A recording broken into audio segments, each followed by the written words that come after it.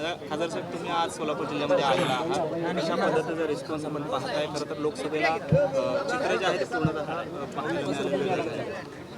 विधानसभेच्या दृष्टीने आपण यात्रा काढताय, कसं चित्र आहे राज्यात? नाही, मला असं वाटतं की लोकसभेला फक्त ट्रेलर बघितला आहे.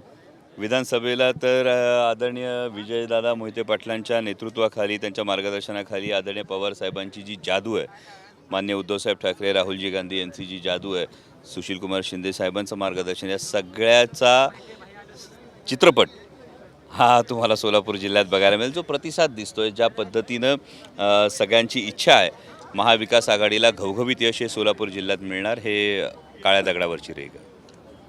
दादा, खरं तर एकमेकांच्या गाड्यांवरती काही वस्तू फेकणं असेल किंवा काय असेल, कशा पद्धतीचं हे राजकारण आणि हे अपेक्षित आहे का एकंदरीत या सगळ्या? नक्कीच महाराष्ट्राच्या राजकारणाला मी सकाळी अकलूच्या सभेतही ही गोष्ट म्हणालो की स्वर्गीय यशवंतराव चव्हाण साहेबांचं आपण जेव्हा नाव घेतो तेव्हा त्यांच्या सुसंस्कृत राजकारणाची जी एक पद्धत होती. आत्ताचं जर महाराष्ट्राचं राजकारण बघितलं तर या महाराष्ट्राच्या राजकारणाला कोणाचं गालबोट लावलं आणि हे गालबोट कोणी लावलं हे महाराष्ट्रातल्या कोणत्याही सुजाण नागरिकाला जर विचारलं तर कोणताही सुजाण नागरिक नक्कीच याचं उत्तर देईल की हे गालबोट नेमकं लावलं आहे कोणी. आणि या पद्धतीनं महाराष्ट्राचं जे राजकारण नासवण्याचा दुर्दैवी प्रयत्न झाला आहे.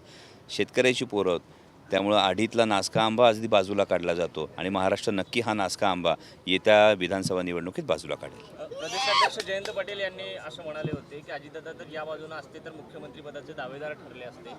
तुम्ही आताही अजितदादांना इकडे येण्याचं आवाहन करताय, अशी इच्छा आहे? मला वाटतं जर तरच्या गोष्टींना उत्तर देण्यात काही फारसं कारण नसतं, कारण आम्ही इकडे का आहोत याचं कारण आम्हाला ठाम ठाऊक आहे. दादा तिकडे का आहेत याचं कारण दादा जनतेला तितक्याच मोकळेपणानं सांगणार का, हा महत्त्वाचा प्रश्न आहे. त्यामुळं फार मोठे नेते ते, एवढ्या मोठ्या नेत्यांविषयी मी भाष्य करणं उचित नाही. दादा ते सांगणार नाहीत, दादा ते सांगणार नाही, पण आपण सांगू शकाल काय दादा तिकडे?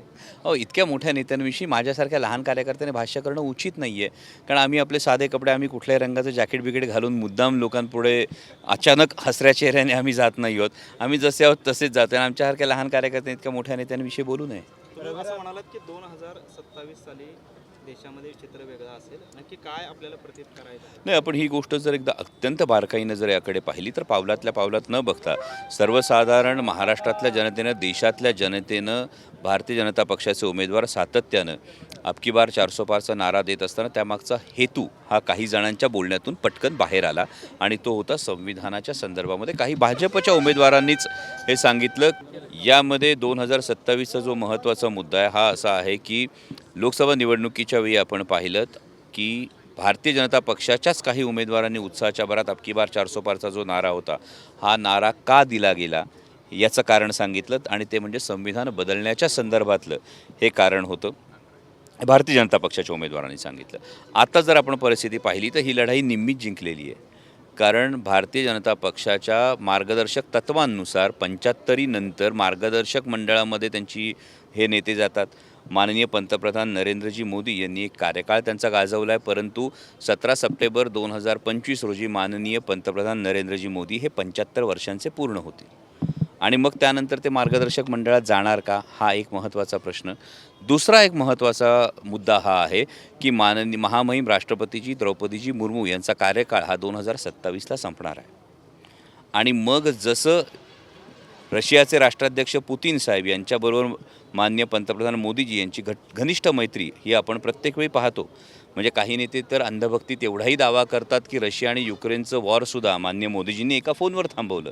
जर एवढी घट्ट मैत्री असेल तर आपल्याकडे जे ढवळ्या शेजारी बांधला पवळ्या ह्या पद्धतीनं पुतीन यांनी पंतप्रधान पदानंतर राष्ट्राध्यक्षपदाची सूत्र हाती घेतली, तसं तर मोदीजींच्या डोक्यात नाही ना.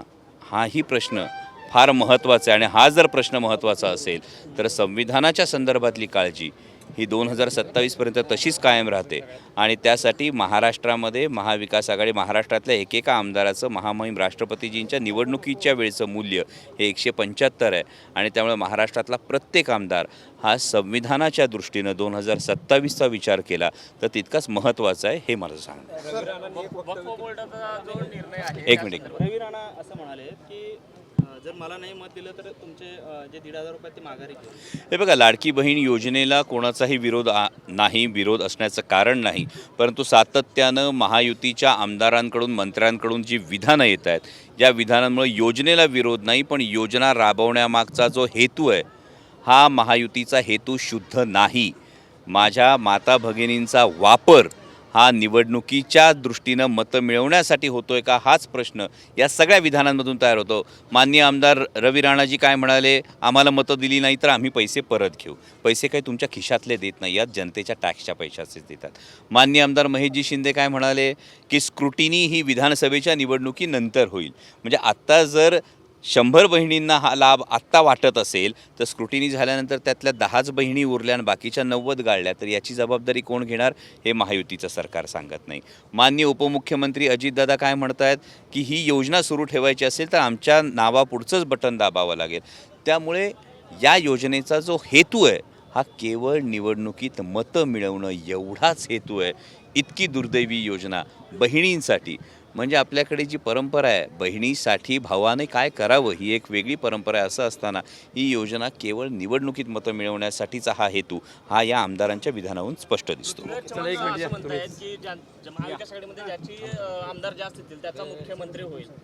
हे बघा, मी फार लहान कार्यकर्ता आहे, त्यामुळे महाविकास आघाडीतले वरिष्ठ नेते बसतील आणि त्यानंतर नेतृत्व ठरवतील. पण गंमत मला हीच वाटते की आपण ज्या योजनेविषयी विचारलं, आपण मला सांगू शकता का महायुती कोणाच्या नेतृत्वात निवडणूक लढवणार आहे? म्हणजे पत्रकार बांधवांनाच ठाऊक नाही आहे महायुती कोणाच्या नेतृत्वात निवडणूक लढवणार आहे. आणि मग हे सातत्यानं सांगितलं जातं, म्हणजे आपलं ठेवायचं झाकून आणि दुसऱ्याचं बघायचं वाकून. म्हणजे साधी लाडकी बहीण योजना करत असताना राष्ट्रवादी काँग्रेस म्हणतं माझी लाडकी बहीण, शिंदे गटाची शिवसेना म्हणते मुख्यमंत्री लाडकी बहीण, भारतीय जनता पक्षाचे नेते म्हणतात मुख्यमंत्री माझी लाडकी बहीण. योजनेच्या नावाच्या बाबतीत एक वाक्यता नाही आहे, तिथं नेतृत्वाच्या बाबतीत आधी त्यांची एक वाक्यता होऊ द्या, मग आपल्याला प्रश्न विचारूया. देवेंद्र फडणवीसांकडे सर्व अधिकार दिले गेलेले आहेत आणि जागा वाटपाचे सर्व अधिकार देवेंद्र फडणवीसांकडे दिलेले आहेत. भविष्यात देवेंद्र फडणवीस हे प्रमुख असतील संपूर्ण महायुतीचे. मला वाटतं हा प्रश्न महायुतीला विचारला पाहिजे, कारण जर जागा वाटपाचे सर्वाधिकार माननीय देवेंद्रजी फडणवीस यांच्याकडे असतील तर मग इतर माननीय मुख्यमंत्री एकनाथजी शिंदे आणि माननीय उपमुख्यमंत्री अजितदादा पवार यांचं नेमकं महायुतीतलं स्थान काय, हा प्रश्न त्यांना नक्कीच आज पडला.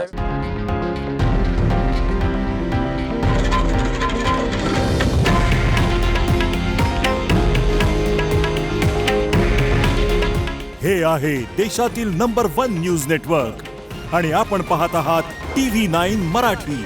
काळजी तुमची, हित महाराष्ट्राचं.